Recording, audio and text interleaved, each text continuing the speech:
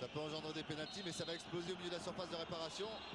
Allez, Kallström pour ce mini corner, avec Clément Turpin qui intervient dans la surface. Voilà, tout de suite, voilà.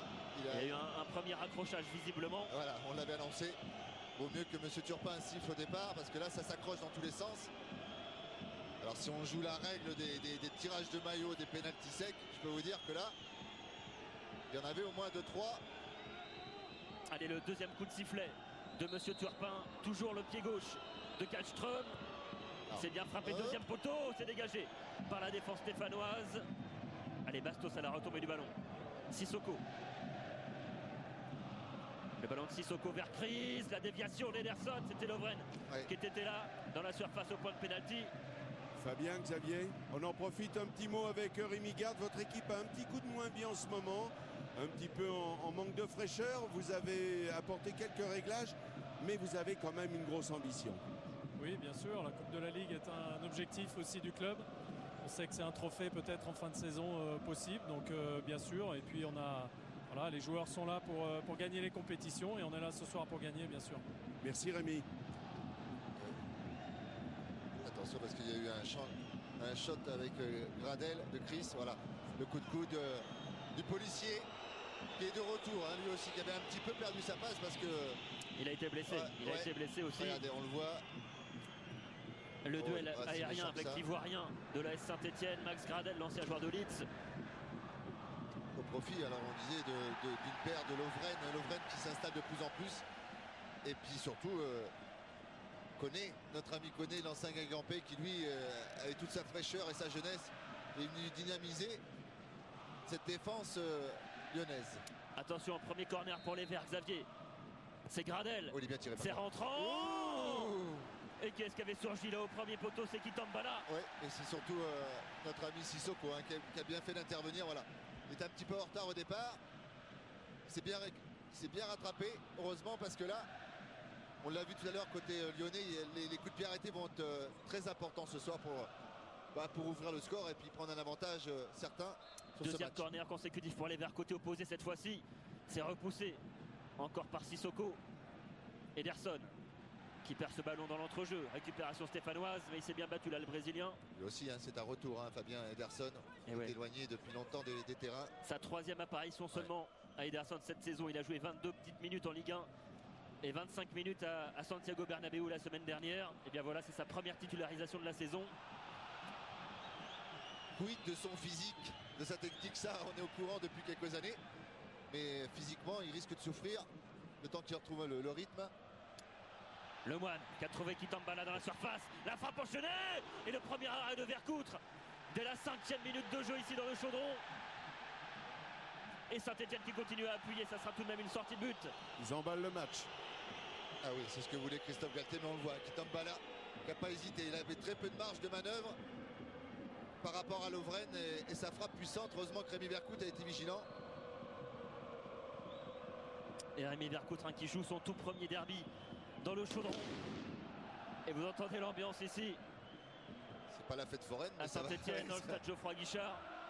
Et c'est la première fois d'ailleurs que Saint-Etienne joue cette année à guichet fermé. C'est dire l'importance de ce derby. Allez, Gradel côté droit pour aller provoquer Sissoko. Le centre de Gradel vers le deuxième poteau. Ça sera un petit peu trop long en direction d'Aubameyang. Il y a une statistique importante à souligner, Xavier. C'est que Saint-Etienne n'a pas battu Lyon ici dans son antre de Geoffroy Guichard depuis 1994. C'est énorme. C'est une série de 17 années. Une très très longue série. Oui, parce que vous savez, les statistiques, c'est vrai, elles sont là. Elles sont là pour être étudiées, mais c'est quand même un match de Coupe de France. Pardon, pas de Coupe de France, de Coupe de la Ligue. La Coupe de France, on verra un petit peu plus tard. Mais c'est quand même, les matchs de Coupe sont totalement différents des matchs de championnat. C'est pour ça que ce match ce soir est primordial par rapport à celui-là de ce week-end. Où là, on verra deux visages différents et certainement deux formations différentes.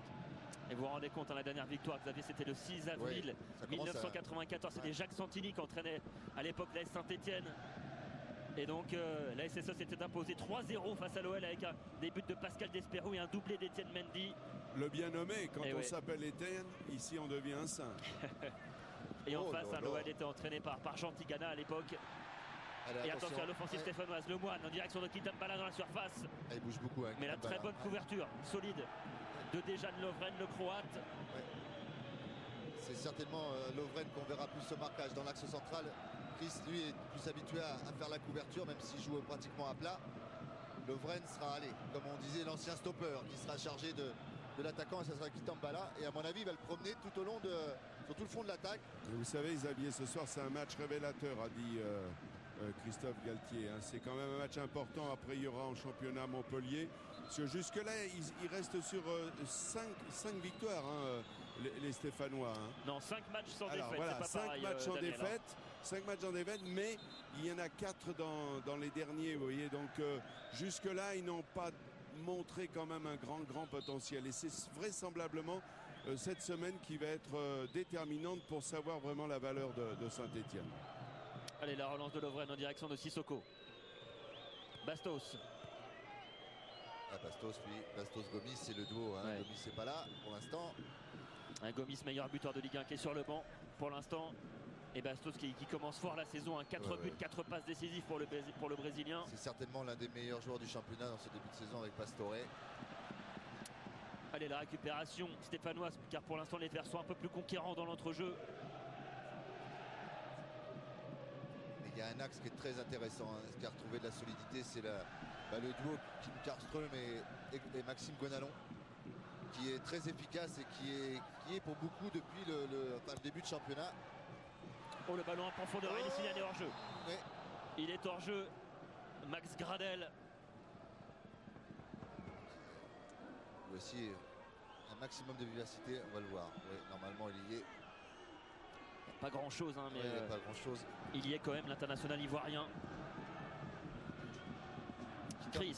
Kitambala Gradel, ça va vite, hein. Faut faire très attention. Il y a également Florent Sinama Pongol, hein, qui fait son retour dans le groupe ce soir, qui est sur le banc. Gonalon. Avec Dabo. Dabo, ancien Stéphanois, hein, formé à la S Saint-Etienne. Il est parti du côté de l'Espagne. Attention, la casette dans la surface, la frappe de la casette. C'est dans le petit filet de Stéphane Ruffier. Oui, et première alerte là pour Stéphane Ruffier. Oui, mais Fabien, alors il y a 2 options. On ne peut pas critiquer un attaquant qui frappe. Mais il y avait peut-être mieux à faire en centrant en retrait. S'il y avait un plan plus large, on va le voir certainement. Il y avait Ederson qui était en retrait. Sous les yeux de Jean-Michel Aulas, présent évidemment ce soir à Geoffroy Guichard. Il y a aussi beaucoup d'anciens Verts, hein, qui présents dans le chaudron. On a croisé Georges Beretta, forcément Dominique Rocheteau est là, il fait partie du club. Allez, déjà 10 minutes de jeu ici dans le chaudron, toujours 0-0 entre l'AS Saint-Etienne et l'Olympique Lyonnais. Et évidemment ce soir a gagné une voiture d'une valeur de 14 000 €. Avec un tirage au sort qui aura lieu lors de la finale, hein, le 14 avril prochain. L'OL a gagné une fois la Coupe de la Ligue. Est-ce vrai? Réponse 1. Est-ce faux? Réponse 2. Vous jouez par téléphone au 32 43 ou alors vous envoyez 1 ou 2 par SMS au 7 10 20. Et évidemment, tous les bénéfices liés au coût des appels, hein, seront reversés à l'Institut du cerveau et de la moelle épinière du professeur Saillant. Ça c'est bien joué. Allez, Ederson, il a du champ. Et oui, on a trouvé Ederson dans l'intervalle. Le relais avec la casette. Encore Ederson côté gauche avec son compatriote Michel Bastos. Le centre de Bastos, premier poteau, la casette dans la surface. Et ça sera un corner, j'ai l'impression, pour les Lyonnais. C'est ça. C'est Guy Lavogui. Ils se montrent disponibles, hein, Fabien Lacazette, depuis le début de la rencontre. On le trouve partout, dans tous les espaces. Lacazette, hein, qui a été champion d'Europe des moins de 19 ans l'année dernière. On se le rappelle. Ederson s'est joué rapidement avec Bastos. Oh non. Attention l'erreur. Et le bon pressing là d'Ederson. Et là on s'embarrasse pas côté stéphanois. Elle va pas sortir. Ah si. Oui. Et un rappel également, vous pouvez poser vos questions et laisser vos messages à Xavier Gravelaine sur le blog Fabulous Foot, sur le portail sport.francetv.fr, et à la mi-temps on répondra aux questions évidemment en direct du chaudron.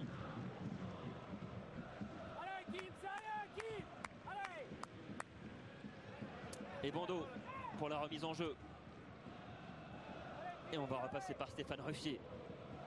Paulao, le Brésilien, qui a été finaliste de l'Europa League l'année dernière avec le Sporting Braga. Et là, on cherche le jeu long maintenant vers Aubameyang. Lui, c'est la révélation de ce début de saison. Pierre Aubameyang, côté stéphanois. Et la bonne sortie là d'Ebondo avec Aubameyang justement.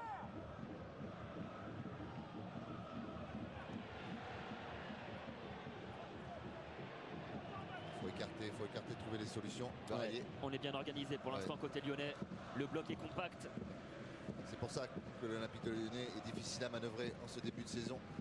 C'est qu'il y a eu un très très gros travail de tactique de la part de Rémi Garde. Il est hors-jeu, Linel Kantimbala, l'ancien Lorientais, toujours à la recherche de son premier but sous le maillot vert. Lui qui a 23 ans aujourd'hui, Linel Kantimbala.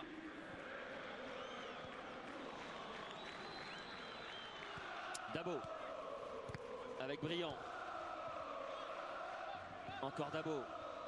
Kallström en retrait vers Lovren. Et le ballon vers Rémi Vercoutre. Ils sont concentrés, hein. On le voit, il y a très peu d'erreurs techniques, de déchets techniques dans la transmission. Il suffit qu'on le dise pour en voir une. C'est un classique. C'est un grand classique, oui. Mais il y a surtout beaucoup de rythme. Je ne sais pas si Daniel en bas. Oui, bien sûr, voilà. C'est absolument ça. Depuis le début, on n'a même pas vu passer ce premier quart d'heure là, pratiquement.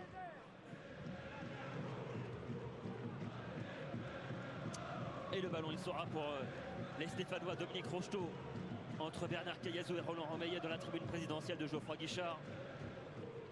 Et Aubameyang qui va accélérer. Il a enclenché la première. Aubameyang dans la surface. Le centre en retrait. Et c'est repoussé par Dabo dans les 6 mètres. Mais voilà la pointe de vitesse d'Aubameyang. Il va extrêmement vite. Le Gabonais. Allez, Ebondo dans le couloir droit. Ah ouais, il y a du boulot sur le côté. Bastos va être obligé de venir aider Sissoko.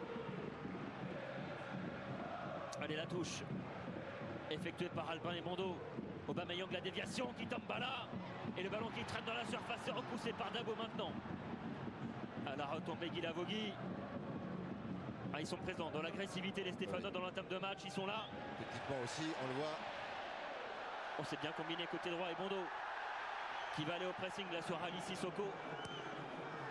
Et la touche concédée par le latéral gauche de l'OL. Mais je crois que quand ça pousse comme ça, et c'est vrai que Saint-Etienne utilise énormément son couloir droit, il va falloir que Kim Kallström se décale un peu pour faire un triangle avec Sissoko et Bastos pour en tout cas essayer d'enrayer les montées des Bondo et casser cette vitesse. On le voit là, quelle accélération. La percussion de Aubameyang et le ballon repoussé par Mohamedou Dabo.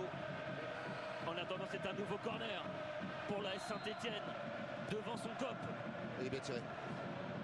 Et le ballon dégagé par Kallström en direction de la Casette, battu là dans les airs. C'est bien joué de la part de la Casette. Gonalons avec Dabo. Kallström maintenant.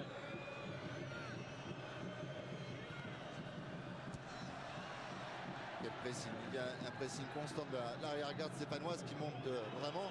C'est ce qu'a demandé Christophe Galtier. Ils ne l'ont pas fait dans les premières minutes, mais là ils ont démontré ce que veut le coach stéphanois, c'est-à-dire de la volonté, de l'envie, de la détermination et beaucoup de justesse dans la maîtrise technique. Allez, Ederson qui récupère ce ballon. Le centre d'Ederson repoussé par Paulao. Sissoko maintenant. Gonalons. Oh, la mauvaise relance de Gonalons. Il y a une semaine en tout cas. Et revient Clément par la faute de Gonalons sur la ligne médiane. Sérieusement touché visiblement le milieu de terrain lyonnais. Alors, Christophe Galtier, lui, il veut éviter que son joueur prenne un carton. Mais je pense qu'il souffre, Gonalons. Il est en retard, Fabien Lehoman, sur cette intervention. Ça vaut un avertissement. Mais c'est pour ça qu'on voit Christophe Galtier qui essaye de... C'est-à-dire que pour Christophe Galtier, il y a, vous l'avez bien compris, pas faute. Évidemment, pour Rémi Garde, le discours n'est pas le même. Mais vous qui avez le ralenti. Avertissement verbal seulement. Mais c'est pour Fabien ça. Lehoman, il s'en sort bien, l'ancien Rennais. C'est pour ça, je me répète, c'est pour ça que Christophe Galtier a surgi quand il a vu le banc lyonnais surgir aussi. C'est surtout pour éviter à Lemoine de prendre un carton qui, à mon avis, aurait mérité. Ce sera certainement la dernière chance pour Lemoine. Ah, il est remonté comme un coucou Maxime Gonalons là, parce qu'il ne comprend pas que Fabien Lemoine ne soit pas averti. On en profite, Fabien, regardez, je suis avec un vert, toujours vert. Jérémy Janot, ça c'est le match qu'on aime jouer. C'est votre 13e derby, vous vous rendez compte? Vous les connaissez ces matchs-là? Ah, c'est celui qui porte malheur, je suis sur le banc. Attendez, non, voilà, on a bien débuté, on est présent chez eux. Maintenant, voilà, il va falloir qu'on concrétise nos occasions parce qu'on sait qu'ils sont toujours dangereux. Donc voilà, restons vigilants et ça part bien là, ça part bien. Ok Jérémy, tout le monde est dans le match hein, sur le banc. Et Jérémy Janot qui a été encore ovationné au moment de l'échauffement par tout le COP stéphanois, c'est une habitude. À chaque fois qu'il rentre sur le terrain avec Stéphane Ruffier. Par contre Fabien, on va surveiller Maxime Gonalons qui a l'habitude de prendre beaucoup de cartons et je pense qu'il s'est fait chauffer par le Moine. Donc et tout à l'heure on l'a vu hors plan de Fred Godard, ils étaient en train de s'expliquer verbalement. Je pense qu'on va suivre ce petit duel. Ça va être intéressant. Ouais. Il va y avoir aller-retour dans quelques temps. Le problème de Maxime Gonalons qui prend beaucoup de cartons. Donc est-ce qu'il ne faut pas qu'il tombe dans le piège de ce premier tacle? Allez, la remise en jeu pour l'Olympique Lyonnais avec Dabo. Qui a trouvé Jimmy Briand, encore Dabo. Ederson dans l'axe maintenant. Et un nouveau coup de sifflet de la part de Clément Turpin. Le jeu un petit peu plus haché désormais après ce quart d'heure de jeu. On va le voir, il y a quelques touchettes au niveau regardez, vous voyez, au bas du mollet, juste au-dessus du tendon d'Achille. C'est pas très flagrant, mais qu'est-ce que c'est douloureux, comme tout à l'heure sur Gonalons. Il est évident qu'on va pas se faire des cadeaux, hein, surtout entre ces vieux derby. Et le coup franc, il sera pour le pied gauche de Kallström qui va mettre le ballon dans le paquet là dans la surface. Les grands gabarits sont montés. On pense à Lovren notamment. Qu'est-ce qu'il tire bien. Et c'est dans les gants de Stéphane Ruffier. Et la longue relance à la main de Ruffier en direction de Gradel. Dites-moi, il doit être impressionnant quand il va à la pêche, hein, Ruffier, parce qu'avec ce lancer, il ne faudrait pas être à la place de l'hameçon. Vigilant, bien sur ses appuis, Stéphane Ruffier. Un cadeau de la part des Mondo à Sylvain Marchal. Allez, Lemoine qui a été pris dans les airs là par Chris. Jimmy Briand qui repique dans l'axe. Jimmy Briand, le relais avec la casette. Ederson maintenant. Kallström avec Gonalons dans le rond central. Allez, en coulisses côté gauche avec Sissoko. Bastos maintenant face à Ebondo. Il a du jus, hein, Bastos, hein, et ça dure depuis le début de saison. On le sent dans sa prise de balle, il est en pleine confiance. Même s'il a été un petit peu chahuté par les supporters de l'OL en début de saison. Oui, c'est normal. Quand on parle on l'annonçait sur le départ, effectivement. Regardez ce que je vous disais. Faute de Lemoine sur Gonalons. Je peux vous dire que ce duel-là, si ça continue sur ce rythme, ça va peut-être pas finir le match. Allez. Sauf que là, on se rapproche davantage de la cage de Stéphane Ruffier. On doit être à 30 mètres environ